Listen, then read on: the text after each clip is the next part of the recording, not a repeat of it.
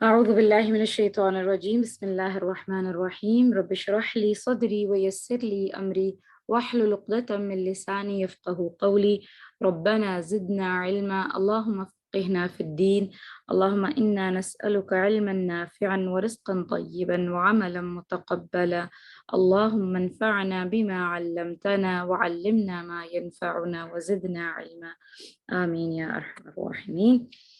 कुरान मजीद से हमारा ताल्लुक़ कुरान से क्या है? कुरान के बारे में कुरान ही में जो लफ्ज़ आया है और मुख्तलिफ अहादीस में जो लफ्ज़ आया है वो ये है कि कुरान हब्लुल्लाह है। आपने कुरान में ये आयत पढ़ी होगी, वाअतसिमू बिहब्लिल्लाहि जमीअन वला तफर्रकू, कि अल्लाह की रस्सी को, हब्ल कहते हैं रस्सी को, एक माना इसका रस्सी है और असल माना इसका यही है। ठीक है, सूरह लहब में भी आता है हब्लुम मिन मसद। हब्ल जो है वो मूंज की बटी हुई रस्सी, जो मजबूत रस्सी होती है ना, उसको हब्ल कहते हैं। तो अल्लाह की रस्सी को मजबूती से पकड़ लो सब मिलकर और तफरक़े में ना पड़ो। तो हालांकि कुरान में सराहतन ये मौजूद नहीं है कि हब्लुल्लाह जो है वो कुरान है, लेकिन अहादीस में क्लियरली मेंशन्ड है। अल्लाह सुब्हानहू व तआला, अल्लाह के रसूल सल्लल्लाहु अलैहि वसल्लम ने सराहतन क्लियरली ये मेंशन किया है मुख्तलिफ अहादीस के अंदर कि हब्लुल्लाह से मुराद कुरान मजीद है। इमाम रागिब रहिमहुल्लाह ने ये जो हब्लुल्लाह है इसकी ताबीर ये की है, यानी हब्ल जो है, हब्ल का जो वर्ड है, रस्सी का जो वर्ड है, वो किसी चीज़ से जुड़ने के लिए इस्तेमाल किया जाता है, और जिस चीज़ से इंसान जुड़ जाता है या जुड़ा जाए जिस चीज़ से, उसके लिए एज अ मेटाफर इस्तेमाल हुआ। मेटाफोरिकल लैंग्वेज में कुरान को हब्लुल्लाह कहा गया, यानी अल्लाह की रस्सी है। तो जिस और दूसरा माना हब्ल का अहद है, कौल व करार है, एग्रीमेंट है, मीसाक है। क्यों? क्योंकि दो फरीकों को, दो पार्टीज को अहद और एग्रीमेंट बाहम जोड़ देता है। तो ये लफ्ज़ अहद के माने में भी आता है, और कुरान करीम में ये अहद के लिए इस तरीके से आया है कि जब किसी को अमन मिल रहा हो, हिफाजत मिल रही हो, अमान हासिल हो रही हो, रेफ्यूज मिल रही हो, जब इंसान किसी की पनाह में जाता है तो उसके लिए भी हब्ल का वर्ड आता है। जैसे फॉर एग्जाम्पल सूरह आले इमरान में यहूद के बारे में अल्लाह ताला ने फरमाया है कि दुरिबत अलैहिमुद्दिल्ला ऐनमा सुक़िफ़ू, जहाँ पर भी ये पाए गए यहूद, इन पर जिल्लत और जो है वो इन पर जिल्लत थोप दी गई। इल्ला बिहब्लिम मिनल्लाह, सिवाय हब्ल, यानी अब यहाँ पर जो वर्ड है हब्ल का, वो पनाह के बारे में इस्तेमाल हुई, सिवाय इसके कि ये अल्लाह की पनाह में आ जाए, वह हब्लिम मिनन्नास, या फिर ये लोगों की पनाह में आ जाए, इंसानों के ज़िम्मे में इनको पनाह मिल जाए। वबाउ बिग़ज़बिन मिनल्लाह, और ये अल्लाह के गज़ब में घिर चुके हैं। वो दुरिबत अलैहिमुल मस्कना, और इन पर मस्कनत, मोहताजी इन पर जो है वो मुसल्लत कर दी गई। तो इस आयत से ये पता चलता है कि कुरान में ये जो वर्ड हब्ल है, ये अहद के मानों में भी आया है और ये पनाह के मानों में भी आया है, टू टेक रेफ्यूज, किसी के ज़िम्मे में पनाह लेना। अब कुरान मजीद में जैसे मैंने भी आपको आयत पढ़ के बताई कि वातसिमू बिहब्लिल्लाहि जमीअन वला तफरकू, सब मिल के अल्लाह की रस्सी को थाम लो। तो हमारा कुरान से क्या ताल्लुक है कि कुरान जो है वो अल्लाह ताला की रस्सी है। और सही मुस्लिम की एक हदीस है कि जिसमें रसूलुल्लाह सल्लल्लाहु अलैहि वसल्लम ने फरमाया, अला व इन्नी तारिकुन फीकुम सकलैन अहदुहुमा किताबुल्लाहि अज़्ज़ व जल व हुवा हब्लुल्लाह, कि आगाह रहो मैं तुम्हारे माबैन दो खजाने छोड़ के जा रहा हूँ, इनमें से एक अल्लाह की किताब है और वही हब्लुल्लाह है।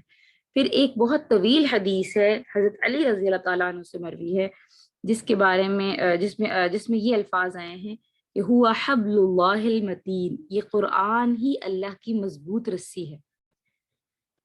तो और फिर जो हदीस है उसमें, उसी में ये अल्फाज हैं कि कुरान जो है अल्लाह की मजबूत रस्सी है, जो आसमान से ज़मीन तक जो है वो मुअल्लक की गई है। उसका एक सिरा अल्लाह के हाथ में है और दूसरा सिरा इंसान के हाथ में होता है।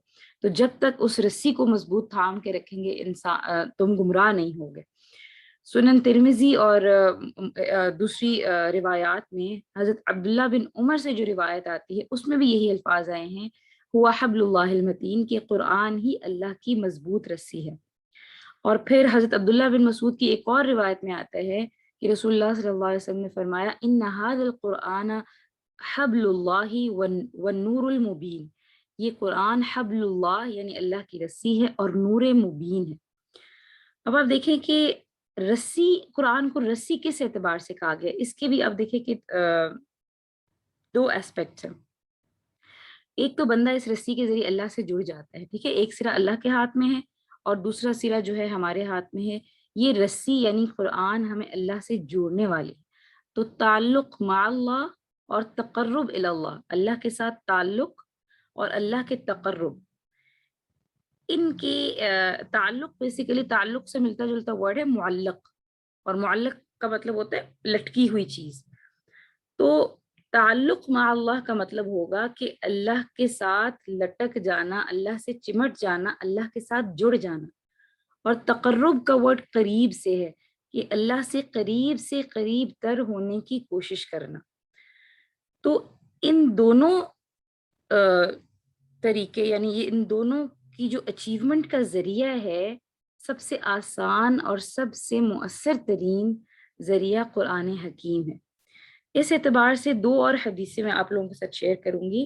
عبداللہ بن مسعود رضی اللہ تعالیٰ عنہ کی حدیث ہے القرآن حبل اللہ الممدود من السماء الی الارض، یہ قرآن اللہ کی رسی ہے جو آسمان سے زمین تک تنی ہوئی ہے۔ یہی الفاظ زید بن ارقم کی حدیث میں آتے ہیں، یعنی اگر اللہ سے جڑنا ہے، اللہ سے تعلق قائم کرنا ہے تو اس قرآن کو مضبوطی کے ساتھ تھام لو۔ اس سے کیا ہوگا کہ تم اللہ سے جڑ جاؤ گے، اللہ کا قرب حاصل کر لو گے۔ پھر معجم کبیر طبرانی میں ایک بہت پیاری روایت آتی ہے، اور اس کے ان الفاظ میں ایک نقشہ کھینچا گیا ہے۔ وہ نقشہ کیا ہے کہ رسول اللہ صلی اللہ علیہ وسلم اپنے حجرے سے برآمد ہوئے، اور آپ صلی اللہ علیہ وسلم نے مسجد کے ایک گوشے میں دیکھا کہ کچھ صحابہ قرآن کا مذاکرہ کر رہے ہیں، یعنی آپس میں ایک دوسرے کو قرآن سمجھ رہے ہیں اور سمجھا رہے ہیں۔ مذاکرہ کا مطلب ہوتا ہے ایک دوسرے کو یاد دہانی کرانی، ٹھیک ہے، تذکر جیسے ہوتا ہے نا، خود انسان یاد دہانی حاصل کرتا ہے، اور مذاکرہ کہتے ہیں ایک دوسرے کو یاد دہانی کرانا۔ تو ایک دوسرے کو قرآن سمجھ رہے تھے اور سمجھا رہے تھے، آپس میں قرآن کی ڈسکشن چل رہی تھی صحابہ کے درمیان۔ تو رسول اللہ صلی اللہ علیہ وسلم تشریف لائے اور انہوں نے بڑا پیارا سوال کیا، کہنے لگے الستم تشہدون اللہ الہ الا اللہ وانی رسول اللہ وان ھذا القرآن جاء من عند اللہ، کہنے لگے کیا تم اس بات کی گواہی نہیں دیتے کہ اللہ کے سوا کوئی معبود نہیں اور میں اللہ کا رسول ہوں، اور یہ کہ قرآن اللہ کے پاس سے آیا ہے؟ تو صحابہ کا جواب اس کے سوا اور کیا ہو سکتا تھا؟ انہوں نے کہا بلا یا رسول اللہ، کہنے لگے کیوں نہیں اے اللہ کے رسول صلی اللہ علیہ وسلم، ہم اس کے گواہ ہیں۔ اس پر آپ صلی اللہ علیہ وسلم نے فرمایا فاستبشروا، تو خوشیاں مناؤ، فإن هذا القرآن، کیونکہ یہ قرآن وہ چیز ہے، طرفہ بأیدیکم وطرفہ بید اللہ، کہ اس کا ایک سرا تمہارے ہاتھ میں ہے اور دوسرا سرا اللہ کے ہاتھ میں ہے۔ تو ان احادیث سے حبل اللہ کا یہ جو تصور واضح ہو جاتا ہے کہ یہ جو قرآن ہے یہ اس معنی میں حبل اللہ ہے کہ یہ اللہ کے ساتھ جوڑنے والی چیز ہے۔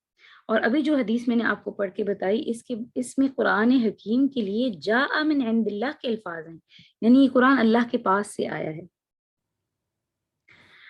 تو ایک اور حدیث جو ابی داؤد مستدرک حاکم اور ابی داؤد میں حضرت ابو ذر غفاری سے روایت ہے کہ رسول اللہ صلی اللہ علیہ وسلم نے فرمایا انکم لا ترجعون الی اللہ بشیء افضل مما خرج منہ، یعنی القرآن، تم لوگ اللہ کی طرف رجوع اور اس کے ہاں تقرب، یعنی اس سے قریب، اس چیز سے بڑھ کر کسی اور چیز سے حاصل نہیں کر سکتے جو خود اسی نے نکالی ہے، یعنی اللہ ہی کی طرف سے آئی ہے، اللہ ہی سے نکلی ہے، یعنی قرآن مجید۔ یعنی کسی اور، اگر آپ اللہ کے قریب ہونا چاہیں، اللہ کا قرب حاصل کرنا چاہیں، تو وہ کسی اور چیز سے حاصل نہیں کر سکتے سوائے اس کے جو اللہ ہی نے بھیجی ہے، اللہ ہی کے پاس سے نکلی ہے، اور وہ قرآن ہے۔ تو در حقیقت قرآن چونکہ اللہ کا کلام ہے، اور جیسے ہم نے پہلے بھی ڈسکس کیا تھا کہ جو کلام ہوتا ہے وہ کلام کرنے والے کی صفت ہوتا ہے، اس کی کوالٹی ہوتا ہے، تو اس سے بڑھ کر قریب ہونے کا کوئی اور ذریعہ ہو ہی نہیں سکتا۔ تو پریکٹیکلی یعنی اس کو اگر خلاصہ بیان کیا جائے کہ جب کوئی شخص قرآن پڑھتا ہے تو وہ گویا اللہ سے ہم کلام ہو رہا ہوتا ہے، اللہ سے بات کر رہا ہوتا ہے۔ تو حضرت عبداللہ بن مبارک رحمہ اللہ تبع تابعین کے دور کی شخصیت ہے، عبداللہ بن مبارک، انہوں نے اپنا معمول یہ بنایا کہ سال میں 6 مہینے وہ سرحدوں پر جاتے تھے، جہاد میں شریک ہوتے تھے. اور اس دور میں کیونکہ جہاد ہو رہا تھا، جو ہے امت مسلمہ یا مسلم اسلامی جو حکومت تھی، ان کی سرحدیں بڑھ رہی تھیں اور جہاد جاری تھا. تو جبکہ 6 مہینے آپ یہ کرتے تھے کہ آپ گھر پر گزارتے اور اس عرصے میں لوگوں سے ملنے جلنے سے حتی الامکان گریز کرتے، صرف نماز با جماعت کے لیے مسجد آتے، باقی وقت گھر پر ہی رہتے.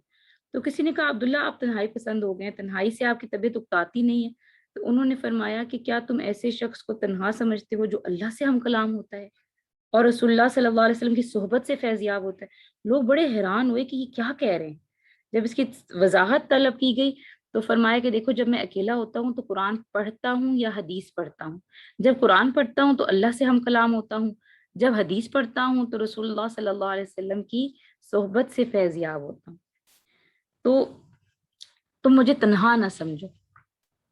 یعنی اس سے جو ہے آپ کو آئیڈیا ہوگا کہ ہمارا قرآن کے ساتھ تعلق کتنا سطحی سا رہا ہے، کیونکہ ہم نے ہمیشہ قرآن کا تعلق ہمارا بچپن سے یہ رہا کہ ایک دفعہ انسان ناظرہ مکمل کر لے، اور یہ کہ اگر بہت زیادہ ہے تو کچھ تھوڑا بہت ٹرانسلیشن دیکھ لیا، رمضان میں ختم القرآن کر لیا.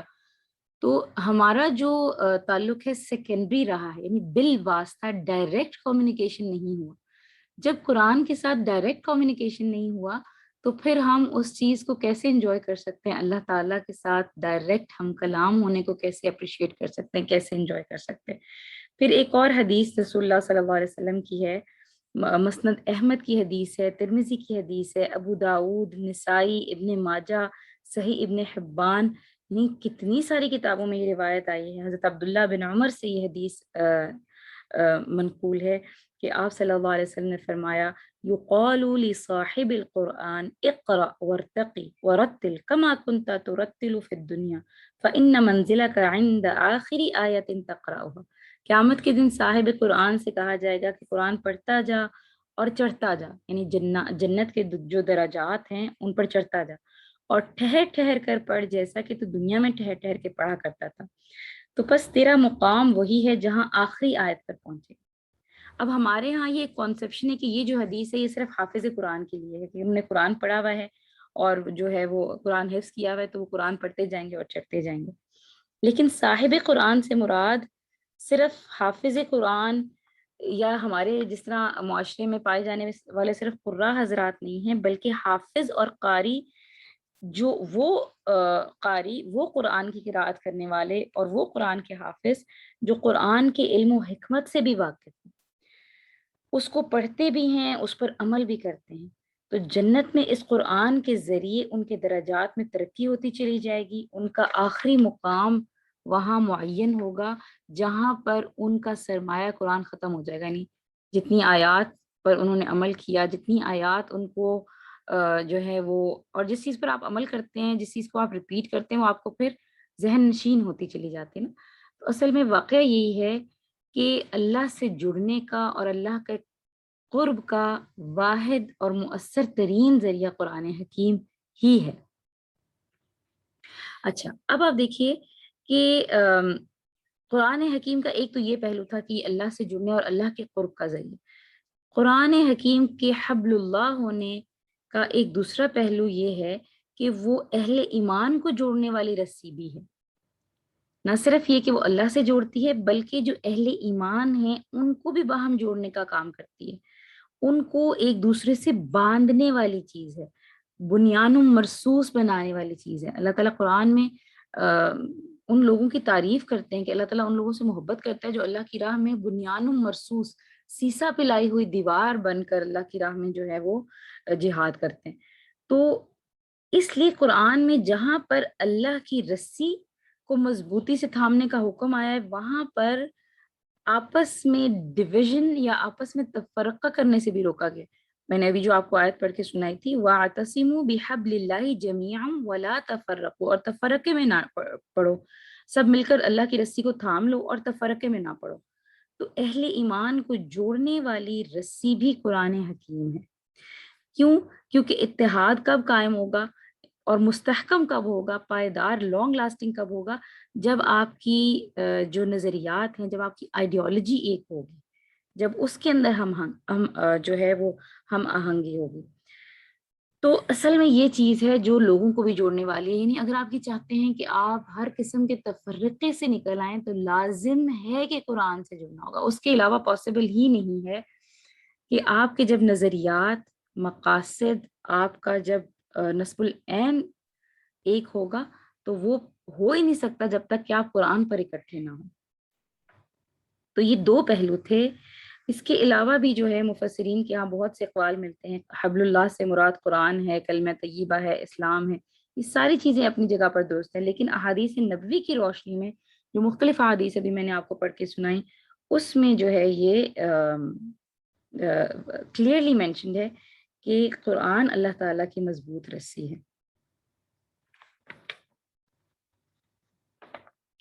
اب لاسٹ چیز جو آج کی کلاس میں ہم ڈسکس کریں گے وہ یہ ہے کہ قرآن اللہ کی رسی تو ہے. اللہ سے جڑنے کے لیے اور اللہ کا قرب حاصل کرنے کے لیے ہمیں قرآن سے جڑنا ہوگا، اور یہ ہماری ڈیوٹی ہے، ہمارا فرض ہے کہ اگر ہمارے دل میں یہ خواہش ہے تو ہم قرآن سے جڑ جائیں. لیکن قرآن کے مسلمانوں پر کیا حقوق ہیں؟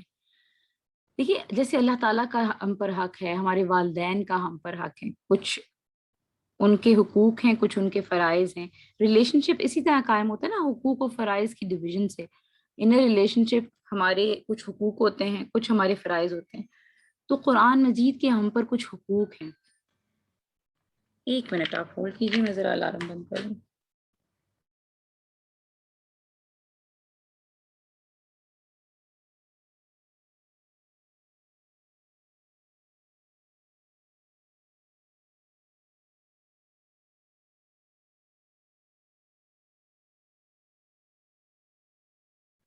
جی، قرآن مجید پر یا قرآن مجید کے مسلمانوں پر کیا حقوق ہیں؟ ہم پر، مجھ پر اور آپ پر قرآن حکیم کے بارے میں کیا ذمہ داری عائد ہوتی ہے؟ تو اس پر جو اگر اس کو میں سمرائز کروں تو وہ یہ ہے کہ 4 حقوق قرآن کے اصل میں تو ہر مسلمان پر حسب استعداد according to his or Hare capacity قرآن کے 5 حق عائد ہوتے ہیں. سب سے پہلی چیز تو یہ ہے کہ اسے مانے جیسا کہ اس کے ماننے کا حق ہے، یعنی ایمان اور تعظیم. قرآن کے بارے میں ہمارا جو ایمان ہے، فرسٹ کلاس میں ہم نے ڈسکس کیا تھا کہ نمبر 1 یہ اللہ تعالیٰ کی طرف سے آیا ہے، رسول اللہ صلی اللہ علیہ وسلم پر نازل ہوا، اور اس کی یہ ہر جو ہے وہ ہر قسم کی تحریف سے اور ہر قسم کی اس سے پاک ہے، کسی بھی قسم کی چینجنگ سے اور کسی بھی قسم بنوعن اللہ تعالیٰ کی طرف سے یہ محفوظ ہے. تو سب سے پہلا حق قرآن کا یہ ہے کہ اس پر ایمان لایا جائے، اس کی تعظیم کی جائے. پھر دوسرا حق یہ ہے قرآن کا کہ اسے پڑھا جائے جیسا کہ اس کے پڑھنے کا حق ہے. قرآن کو پڑھنے کے بھی کچھ طریقے ہیں، کچھ حقوق ہیں. اب یہ میں آپ کو صرف سمرائز کر رہی ہوں، اس کے بارے میں اگر آپ ڈیٹیل میں پڑھنا چاہیں تو ایک چھوٹی سی بکلیٹ ہے مسلمانوں پر قرآن مجید کے حقوق کے نام سے. تو اس کو آپ انشاءاللہ ڈیٹیل میں اسٹڈی کریں گے تو آپ کو پتہ چلے گا کہ ان کی جو ڈیٹیلز ہیں، ابھی ہم اس کو صرف ایک گو تھرو کر رہے ہیں تعارف قرآن کے ضمن میں. تو دوسرا حق ہے اس کی تلاوت اور ترتیل. قرآن کو ٹھہر ٹھہر کے پڑھنا، اس کے حروف کو صحیح طریقے سے ادا کرنا، یہ قرآن کا حق ہے، اور یہ ہماری ذمہ داری ہے قرآن کی طرف کہ اس کو جہاں رکنے کا حکم ہے، جہاں مد کا حکم ہے، اس کو تجوید اور ترتیل کے ساتھ اس کی تلاوت کی جائے. اور پھر صرف یہ نہ ہو کہ صرف تلاوت ہی کی جائے، صرف قراءت ہی کی جائے، صرف پڑھا جائے، بلکہ تیسرا حق یہ ہے کہ اسے سمجھا جائے جیسا کہ اس کو سمجھنے کا حق ہے. یعنی تذکر اور تدبر، جو ہم نے پیچھے بات کی تھی کہ قرآن میں غور و فکر کیا جائے حسب استطاعت. ہر انسان کی کیپیسٹی ڈفرینٹ ہو سکتی ہے. ایک انسان ہے جو بالکل بھی کچھ نہیں پڑھا ہوا، یا یہ کہ میٹرک پاس ہے، اس کی مینٹل کیپیسٹی ڈفرینٹ ہوگی. ایک انسان ہے کہ جس کا ذہنی شعور اور جس کا ایک مینٹل کیپیسٹی بہت زیادہ ہے، اس نے پی ایچ ڈی کی ہوئی ہے، اس نے مطلب دنیاوی طور پہ بھی ایجوکیشن اور ذہن اس کا کھلا ہوا ہے، تو اس کی کیپیسٹی، اس کی غور و فکر کرنے کی کیپیسٹی جو ہے وہ مختلف ہوگی. تو قرآن ایسی کتاب ہے اور یہ واحد معجزہ ہے کہ یہ ہر انسان کے لیے، چاہے وہ کسی بھی مینٹل کیپیسٹی، کسی بھی کلچرل بیک گراؤنڈ، کسی بھی ایتھنیسٹی سے بلانگ کرتا ہے، قرآن میں اگر وہ غور و فکر کرے گا اپنی کیپیسٹی کے مطابق تو وہ تذکر حاصل کر لے گا، ریممبرنس حاصل کر لے گا۔ تو تیسرا یہ حق ہے قرآن کا۔ اور حق کیا ہوتا ہے؟ حق وہ چیز ہوتی ہے جو بائی ڈیفالٹ آپ ڈیزرو کرتے ہیں، ٹھیک ہے؟ جیسے ہر انسان پیدائشی طور پر آزاد پیدا ہوا ہے، آزادی ہر انسان کا حق ہے۔ یعنی اگر کوئی آپ کو آزادی دے رہا ہے، یا یہ کہ آپ کو آپ کا کھانا پینا، آپ کی مطلب بیسک رائٹس ٹو ایجوکیشن اگر کوئی آپ کو پرووائڈ کر رہا ہے، تو آپ کے اوپر کوئی احسان نہیں کر رہا، یہ آپ کا حق ہے اور اس کی ذمہ داری ہے۔ جیسے پیرنٹس کی ذمہ داری ہے، والدین کی ذمہ داری ہے، ان کا اٹس دیئر ڈیوٹی۔ اسی طریقے سے والدین کے کچھ حقوق ہیں، ٹھیک ہے؟ اگر ہم والدین کے حقوق ادا کرتے ہیں تو ہم ان پہ احسان نہیں کر رہے، بلکہ it's our duty, moral duty as well as ہم پر فرض ہے کہ ہم یہ کام کریں۔ تو ابھی جب ہم قرآن مجید کے حقوق کی بات کرتے ہیں تو یہ یاد رکھیے کہ یہ ہماری بائی ڈیفالٹ ذمہ داری بنتی ہے کہ قرآن کو صرف پڑھا نہ جائے بلکہ اس کو سمجھا جائے، ٹھیک ہے؟ کتنے حقوق میں نے آپ کو گنوا دیے؟ 3 حقوق۔ سب سے پہلا ایمان اور تعظیم، سیکنڈلی تلاوت اور ترتیل، پھر تذکر اور تدبر، قرآن میں غور و فکر کرنا، قرآن میں تدبر کرنا، اور پھر اس سے نصیحت حاصل کرنا۔ چوتھا حق قرآن کا یہ ہے کہ نہ صرف یہ کہ اس پر اس سے نصیحت حاصل کی جائے، بلکہ اس پر عمل کرے جیسا کہ اس پر عمل کرنے کا حق ہے۔ قرآن پر عمل کرنا، اس کو اپنی زندگی میں قائم کرنا۔ تو انفرادی زندگی میں حکم اور اقامت کا کیا مطلب ہوگا؟ انڈیویجول لائف میں اس سے مراد یہ ہے کہ ہماری ہر رائے، ہمارا ہر فیصلہ زندگی میں، ہماری جو چوائسیز ہیں، جو ہمارے ڈیسیژنز ہیں، وہ قرآن پر مبنی ہوں۔ اجتماعی زندگی میں قرآن پر عمل کیسے ہوگا؟ ایز اے سوسائٹی، ایک معاشرے کی حیثیت سے، یا ایک قوم کی حیثیت سے، ایک امت کی حیثیت سے قرآن پر عمل کیسے ہوگا؟ کہ قرآن کی جو احکامات ہیں اور قرآن کی جو اللہ تعالیٰ کی طرف سے اجتماعی سطح پر جو احکامات نازل ہوئے ہیں، ایک معاشرے کے لیے، ایک حکومتی سطح پر، ان کو قائم کرنا، ان کی بیسیکلی آپ اس کو کہیں گے اقامت دین۔ اور وہ جو قرآن نظام ایک پیش کرتا ہے سوشل جسٹس کا، اس سوشل جسٹس کو قائم کرنا دراصل قرآن کا حق ہے۔ کہ قرآن جو حکم لے کر آیا ہے، اور اس کے بارے میں قرآن میں ہی اللہ تعالیٰ فرماتے ہیں قُلْ يَا أَهْلَ الْكِتَابِ لَسْتُمْ عَلَىٰ شَيْءٍ حَتَّىٰ تُقِيمُوا التَّوْرَاةَ وَالْإِنْجِيلَ وَمَا أُنزِلَ إِلَيْكُم مِّن رَّبِّكُم، کہ اے اہل کتاب، تمہارا کوئی مقام ہی نہیں ہے، لستم علی شیء، تم کسی چیز پر، تمہاری کوئی گراؤنڈنگ ہی نہیں ہے، you don't stand any where, حتیٰ تقیموا التوراۃ، جب تک کہ تم تورات اور انجیل کو قائم نہیں کرتے، ٹھیک ہے؟ قائم نہیں کرتے یعنی ان کو امپلیمنٹ نہیں کرتے اپنی سوشل لائف کے اندر، اپنی انڈیویجول لائف کے اندر۔ وما انزل الیکم من ربکم، اور جو کچھ تمہارے جانب، تمہاری طرف نازل کیا گیا ہے تمہارے رب کی طرف سے۔ تو چوتھا حق یہ ہے کہ اس پر عمل کرے، اپنی زندگی میں بھی اس کو قائم کرے، اور اجتماعی زندگی کے اندر بھی اپنی جو ہے اس کو آپ کی جو کلیکٹیو، آپ کی بحیثیت قوم، بحیثیت امت، آپ کی جو لائف ہے اس میں بھی قرآن کی اقامت کے لیے کوشش کرے۔ اور لاسٹ، پانچواں حق قرآن کا یہ ہے کہ قرآن کو دوسروں تک پہنچانا اور اسے پھیلانا اور اس کو عام کرنا، یہ قرآن کا حق ہے ہمارے اوپر، کیونکہ اللہ تعالیٰ فرماتے ہیں کنتم خیر امت اخرجت للناس، تم وہ بہترین امت ہو جو لوگوں کے لیے نکالے گئے۔ تو آخری حق قرآن کا ہے تبلیغ و تبیین، تبلیغ و تبیین، اس کی تبلیغ کرنا، اس کو آگے پہنچانا۔ اور رسول اللہ صلی اللہ علیہ وسلم کے جو حجۃ الوداع پہ جو موقع، جو انہوں نے خطبہ دیا تھا، اس کا ایک حصہ یہ تھا کہ بلغوا عنی ولو آیا، مجھ سے آگے پہنچاؤ اگرچہ ایک آیت ہی کیوں نہ ہو۔ اگر آپ کو ایک آیت کا مفہوم سمجھ آ گیا ہے اور آپ اس پر عمل کر رہے ہیں، تو ضروری نہیں ہے کہ آپ پورا قرآن جب تک مکمل نہیں ہوگا آپ آگے اس کو پہنچا نہیں سکتے، کہ میں جب تک اس کو کمپلیٹ نہیں کرتی میں آگے کسی سے کوئی بات نہیں کر سکتی۔ ایک بات آپ کو سمجھ آ گئی، ایک آیت آپ کو سمجھ آ گئی، اس کو بھی آپ آگے اس کو پہنچائے۔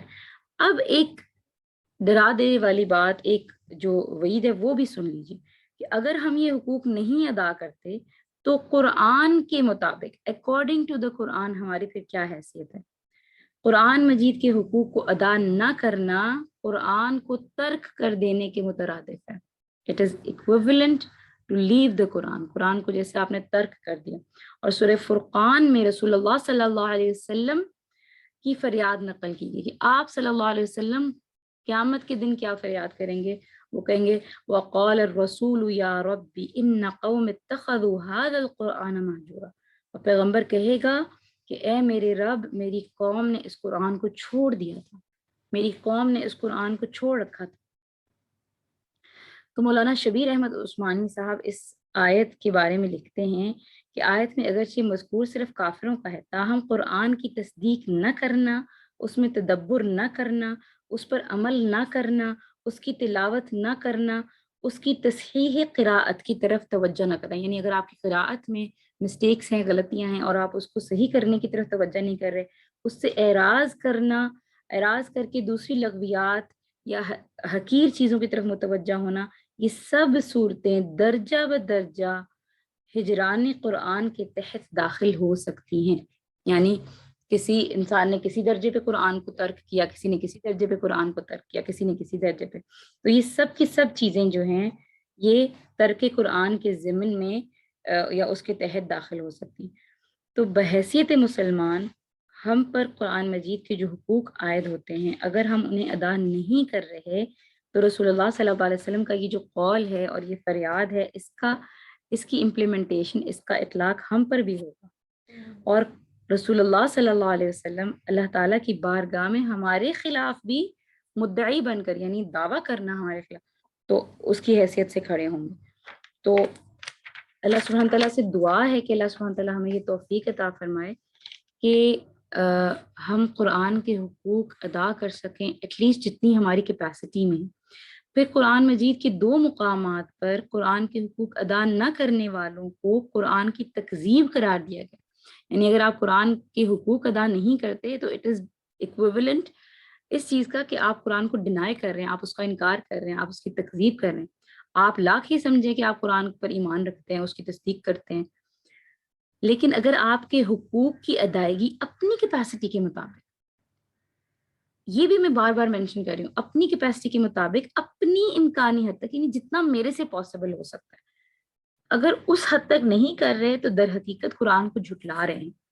اور سابقہ امت مسلمہ کے بارے میں یہود، آپ آگے سورہ بقرہ میں پڑھیں گے کہ سابقہ امت مسلمہ تھی، ہم سے پہلے مسلمان وہ تھے، تو یہود کے بارے میں سورہ جمعہ میں اللہ تعالیٰ فرماتے ہیں مثل الذین حملوا التوراۃ ثم لم يحملوها كمثل الحمار يحمل اسفارا، ان لوگوں کی مثال جو حامل تورات بنائے گئے تھے، آپ نے ایک ٹرم سنی ہوگی حامل قرآن، تو ان لوگوں کی مثال جو حامل تورات بنائے گئے تھے، پھر انہوں نے اس کی ذمہ داریوں کو ادا نہیں کیا، ان کی مثال اس گدھے جیسی ہے جو کتابوں کا بوجھ اٹھائے گا، جس کے اوپر کتابیں جو ہے وہ جو ہے لاد دی گئی ہیں، تو کتابیں لوڈ کر دی گئی ہیں۔ بئس مثل القوم الذین کذبوا بآیات اللہ، بری مثال ہے اس قوم کی جنہوں نے اللہ کی آیات کو جھٹلایا۔ تو یہاں پر ان لوگوں کی جو کتاب کو صرف پڑھ لیتے ہیں، ان کو اس کتاب کی ذمہ داری دی جاتی ہے، اس کتاب کی ذمہ داری کو نہیں پورا کرتے، تو ان کی مثال وہی ہے کہ انہوں نے اللہ کی آیات کو جھٹلا دیا۔ واللہ لا یہدی القوم الظالمین، اللہ تعالیٰ ایسے ظالموں کو ہدایت نہیں دیتا۔ اللہم لا تجعلنا منہم، اللہ سبحانہ و تعالیٰ ہمیں ایسے لوگوں میں شامل نہ کرے۔ اور پھر سورہ واقعہ کے 3 رکوع کو اگر آپ اسٹڈی کریں گے تو اس میں بھی آپ کو یہ جو ہے بات ملے گی کہ فلا اقسم بمواقع النجوم وانہ لقسم لو تعلمون عظیم انہ لقرآن کریم فی کتاب مکنون لا یمسہ الا المطہرون تنزیل من رب العالمین افبہذا الحدیث انتم مدہنون وتجعلون رزقکم انکم تکذبون، کہ اللہ تعالیٰ قسم کھاتے ہیں کس کی؟ تاروں کے مواقع کی، ستاروں کے ڈوبنے کی جگہ کی، اور اللہ تعالیٰ کہتے ہیں اگر تم یہ سمجھو تو یہ بہت بڑی قسم ہے کہ یہ جو ہے یہ قرآن کریم ہے، بہت بلند پایا قرآن ہے، محفوظ کتاب میں موجود ہے، اس سوائے مطہرین کے اس کو کوئی چھو نہیں سکتا، یہ رب العالمین کا نازل کرتا ہے، پھر کیا اس کلام کے ساتھ تم اس کو اگنور کرتے ہو، تم اس سے بے اتنائی برتتے ہو، اور اس نعمت میں اپنا حصہ تم نے یہ رکھا ہوا ہے کہ تم اسے جھٹلاتے ہو، تم اس کا انکار کرتے ہو۔ تو تکذیب ایک تو اس معنوں میں کہ آپ نے قرآن کو مانا ہی نہیں، جیسے مشرکین مکہ نے کہا تو کہتے تھے کہ ہم نہیں مانتے یہ اللہ کی طرف، ایک تو تکذیب یہ ہے کہ اسے اللہ کا کلام ہی نہ مانا جائے، لیکن ایک ہے تکذیب عملی، عملی طور پر کسی چیز کی تکذیب کرنا، اور وہ کیا ہے کہ اللہ کی طرف سے جو حامل ایک کتاب ہے ہونے کے باوجود اس کی ذمہ داریوں کو ادا نہ کیا جائے تو وہ بھی تکذیب عملی میں شامل ہو جائے گا۔ اللہ سبحانہ تعالیٰ ہمیں اس انجام سے محفوظ رکھے، اور ہم بھی ایسے لوگوں میں شامل ہوں کہ جو لوگ اپنی حد کے مطابق، اپنی امکان، اپنی کیپیسٹی کے مطابق بھرپور کوشش کریں کہ قرآن کے حقوق کو ادا کر سکیں۔ انشاءاللہ کل آپ لوگوں کے ساتھ ملاقات ہوگی۔